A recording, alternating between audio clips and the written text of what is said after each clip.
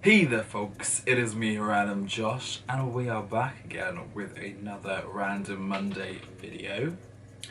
And today we're going to be talking about a particular topic that has been prevalent, to say the least. We're talking about pride. And in particular, we're talking about why pride is still relevant in 2023.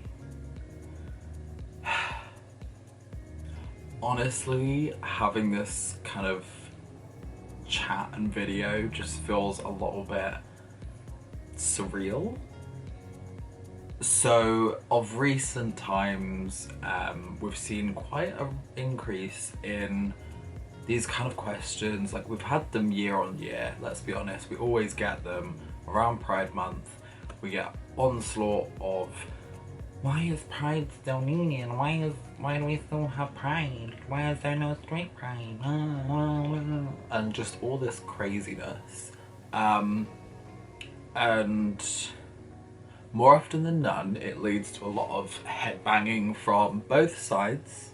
Let's be honest, it is from both sides clashing heavily.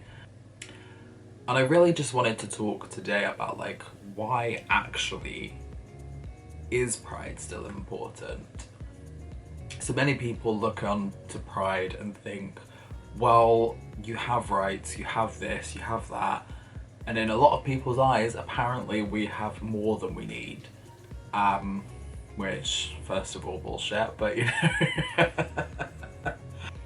And often people kind of generalize pride to be around, either it's usually that they're defining it under like the generic gay flag, or they're kind of categorizing it as the other alternatives, such as the non-binaries, the trans, the plethora of other sexualities that unfortunately aren't always looked upon in the best light. And they use that to really fuel what their ideology is. So when they look at it from the gay angle, so specifically around more or less, I guess, the LGB side, not the TQ plus. So when they look at it from the LGB side, LGB, yeah, having to remember my acronym here. From the LGB side, they're thinking, you have it all. You have marriage, which yes, we do in this country, thankfully. In many other countries, we don't have the right to live. We face death penalties, we face, you know, heavy threats when going to other countries. And yes, that might seem like a first world problem to some people. And you know, the response that I often see when like this stuff gets talked about is like, well, just don't go to that country. And it's like, well, yes, obviously, but that's not the way that equality should be, and it shouldn't be, we shouldn't have to have that kind of thought process. Do you know what I mean? Like, straight privilege comes from the ideology that, you know, you can happily travel to whatever country in the world and not feel as though that reason of your life that you cannot control is a reason for you to not go and explore that particular country.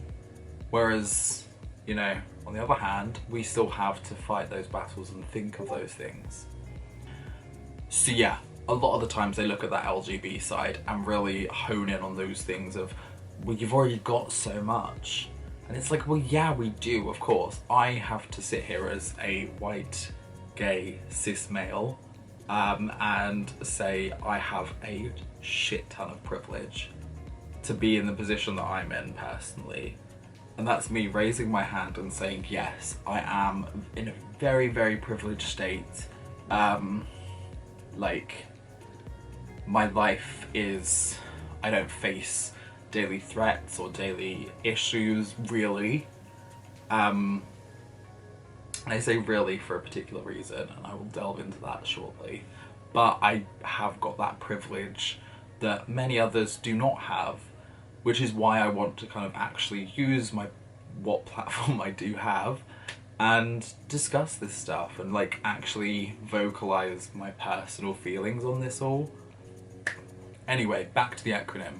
So when they start looking at the TQ plus side, that gets like far too complicated for the average mind to take on, and they just start radicalizing and targeting them.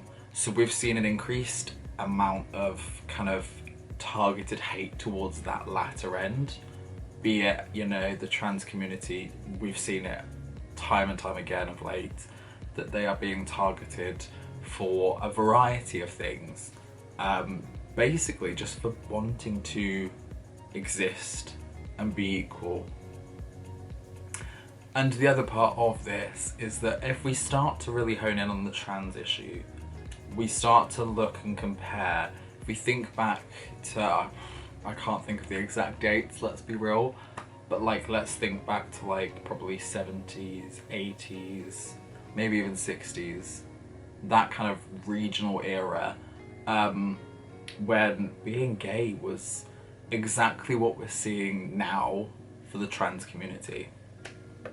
We're being called God knows what under the sun, being targeted, the media is absolutely ripping it to shit, and yet even our own community is like almost turning on some of them as well, which is horrifying to see for them. You know, we are one community, we stand for each other. That is the way it should always be. And I think regardless of sexuality, all of this, you know, craziness in the world, like we just need to be, like we always sit there and be like, oh, you know, hashtag be kind. Where does that get us? Because clearly no one knows how to fucking be kind anymore. Hello. But yeah, so there's a lot of this that is going on, which is one big reason why Pride is still happening, because there is still stuff that happens in our own midst, in our own, like, in the UK especially, this is occurring more and more, and we're in fact seeing a lot of kind of backwards turning on a lot of situations. We've seen a heavy increase as well in gay individuals being addressed as groomers, which primarily stems from the ideology that because drag shows occur, people believe that drag is not something for children, point blank. And I actually saw something, I think it might have been even Trixie, doing a talk a while back or whenever it was about, yes, some drag shows are not really designed for children, but equally you can't put it under that bracket of all drag shows are not appropriate for children because it's confusing children and all this craziness. It's not. You know, a child, you often see in the past and even today, you put a child in front of a freaking clown, like they've got probably the same amount of makeup on, the same amount of wiggage, just that one is a man dressed as a woman, the other one is an individual dressed as a fucking clown, which, to be honest, is half of the plot. Like, it could be even more terrifying for a child to have a clown. Let's be real. So a lot of this stems from a thing called Drag Storytime, which, for those of you who don't know, Drag Storytime is a specific type of show that some queens, not all queens, some queens choose to do, where they basically just sit there and read stories to children.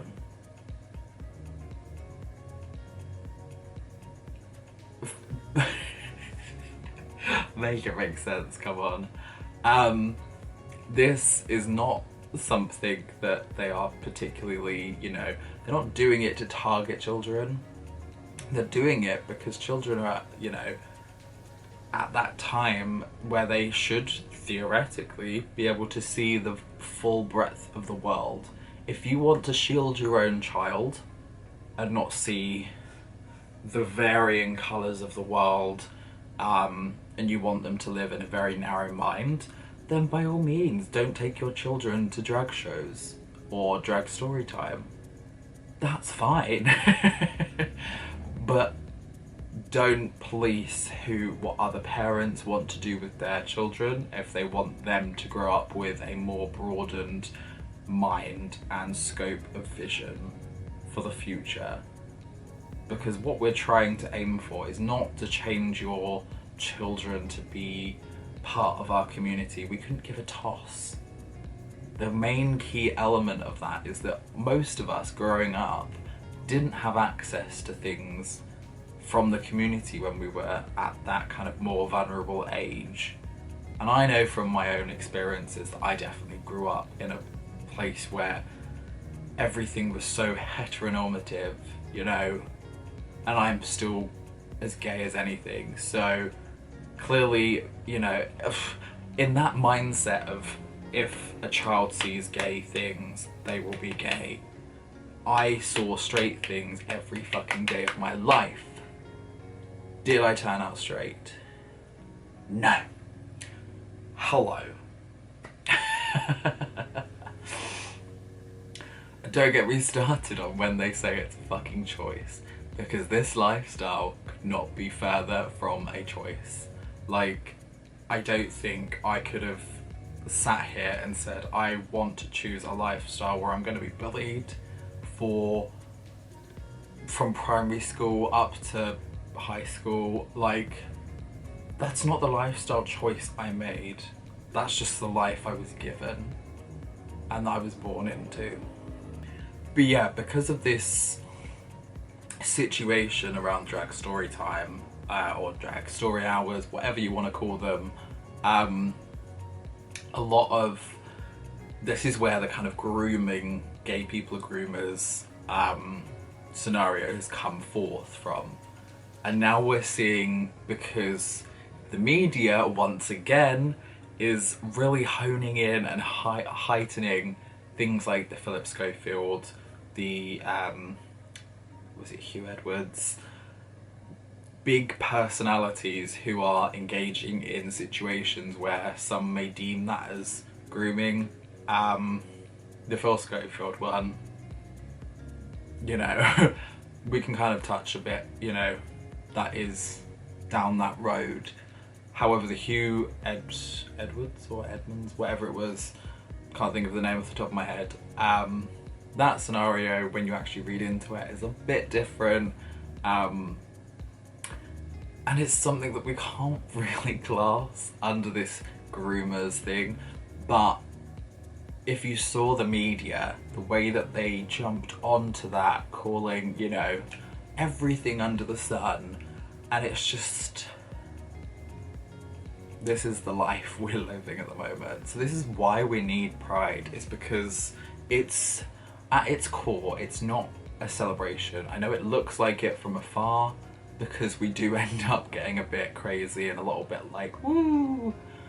But at the core of it, it is always going to be a protest. It is us showing the world who we are. We are here, we're not going anywhere. We stand as a community for one, and you're not here to tear us down, because we are stronger than you can probably imagine. But again, when we start thinking, sorry, I'm gonna keep like jumping backwards and forwards. Yeah, again, when we start thinking about the ideology of if one gay person was, let's say, a groomer, do we class every gay person as a groomer? In, you know, the media and probably everyone that's against us at the moment's eyes, yes, we need to ban everything that is gay because we don't want our children being exposed to that lifestyle, blah blah blah blah blah. But equally, let us think a second when we look into other areas and remits. If there has been multiple cases of women being groomers, there's multiple cases of religion harbouring groomers, there's multiple cases of just general straight men, classic I know, being groomers.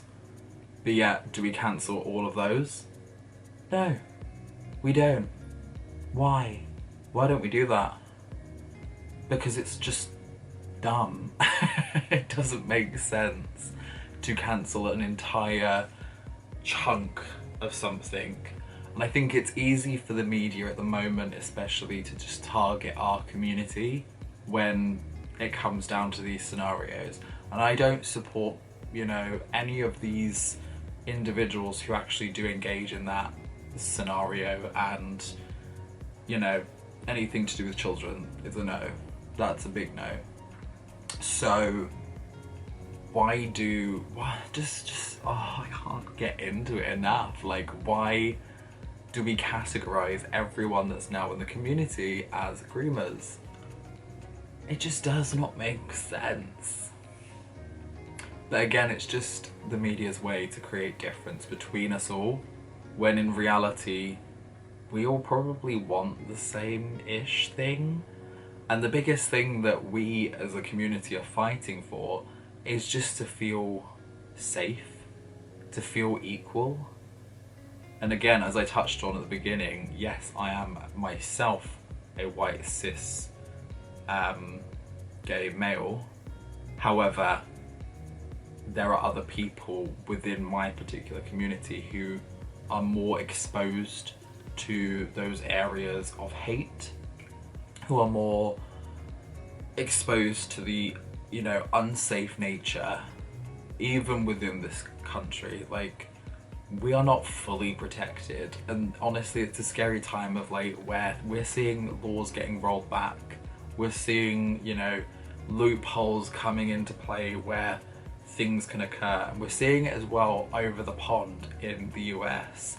And the idea that if it can happen there, it can happen here, and it's terrifying, to put it as crystal clear as I possibly can do.